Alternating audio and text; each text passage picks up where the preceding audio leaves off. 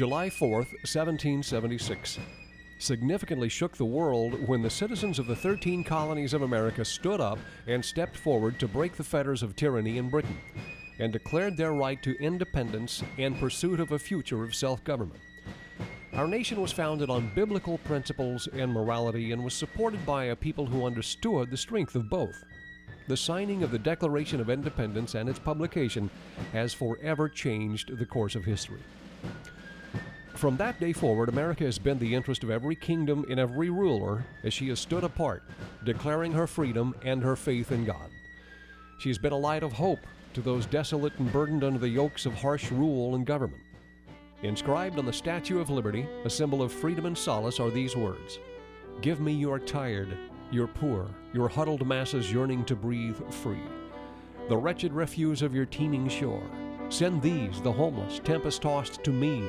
I lift my lamp beside the golden door." She has defined justice, pursued peace. She has fought for her right to freedom and for the freedom of others. She has sought to bring equality to all, honor and integrity to be her ruling government. The passion and compassion of the people who encompass this country is known throughout the world.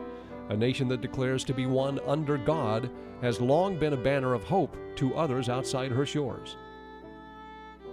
The Revolutionary War was the dawn of a new era, a proclamation that America will govern and rule her own, and that in fact she had the right and power to do so. Our great nation was born by the blood of those who believed that liberty and freedom was a right for every man. The American leaders who declared war on Great Britain in 1812 firmly believed that they were beginning a second war of independence. Although the United States failed to achieve any of its stated war aims, the War of 1812 confirmed American nationhood and secured a new respect for the infant republic among the powers of Europe. The war also produced a new national symbol, the Star-Spangled Banner, which Congress made our national anthem in 1931. Most important, America's independence and status in the world were reaffirmed, never again to be seriously challenged. But probably the greatest challenge of our young country came within its own boundaries. Our country faced annihilation, not from outside powers, but from within.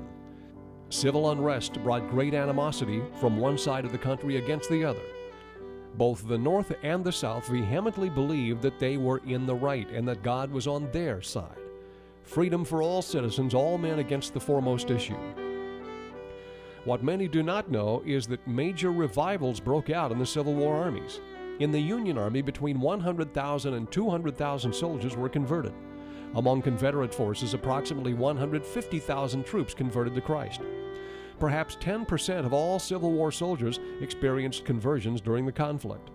More Americans died in the Civil War than died in all other American wars combined. Lincoln never let the world forget that the Civil War involved an even larger issue. This he stated most movingly in dedicating the military cemetery at Gettysburg when he said, "That we here highly resolve that these dead shall not have died in vain, that this nation, under God, shall have a new birth of freedom, and the government of the people, by the people, for the people, shall not perish from the earth." World War I was called the War to End All Wars and the Great War.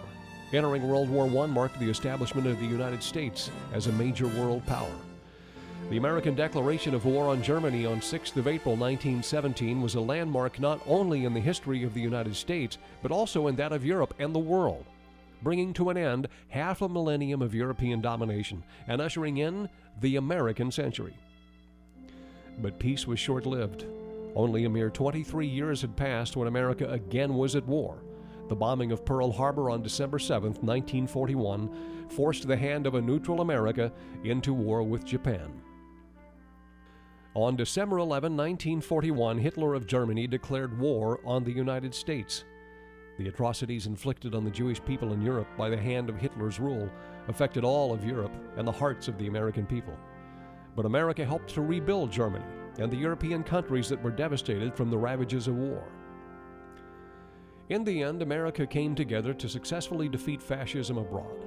The end of the war would send the U.S. into a Cold War due to concessions made to the Russians in exchange for their aid in defeating the Japanese. Communist Russia and the United States would be at odds with each other until the downfall of the USSR in 1989. The period was marked by conflict and increasing tension that only resolved with the fall of the Berlin Wall and the breakup of the Soviet Union in 1991. Both Korea and Vietnam were hot wars that occurred during the Cold War era. In both of the conflicts, America was fighting overseas to try and stop the spread of communism. On the morning of September 11th, terrorists hijacked 4 commercial jet planes and attempted to fly them into several U.S. targets. One of the planes, American Airlines Flight 11, crashed into Tower 1 of the World Trade Center at 8:50 a.m. United Airlines Flight 175 crashed into Tower 2 at 9:04 a.m. As the world watched, Tower 2 collapsed to the ground at about 10 a.m. Unfortunately, this horrible scene was duplicated at 10:30 a.m. when Tower 1 crashed to the ground. This terrorist attack brought about the death of approximately 3,000 men, women, and children from nations around the world. The people of America banded together in the weeks following the September 11 attacks like few other times in American history. People responded with donations of blood, effort, and money. This country, America, has faced wars, rumors of wars, civil unrest, prejudices, and isolation. But one thing still rings true. America is a beacon of light of hope and freedom, opportunity, and justice for all. She is a light to the world, given the unique call to defend truth, to honor and to serve God in liberty. Today, America faces another enemy. While there are no generals strategizing in a war room and no soldiers marching in the streets, this enemy is more devious and cunning than all the others combined.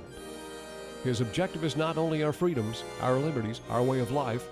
His objective is nothing less than our hearts and minds, indeed our very souls. It is the spirit of the Antichrist waging war against the saints of God. Hear the call of God, Christian warriors. Arise to battle, and to your knees, because this battle is in the Spirit. Your victory will be found in the Spirit of Almighty God.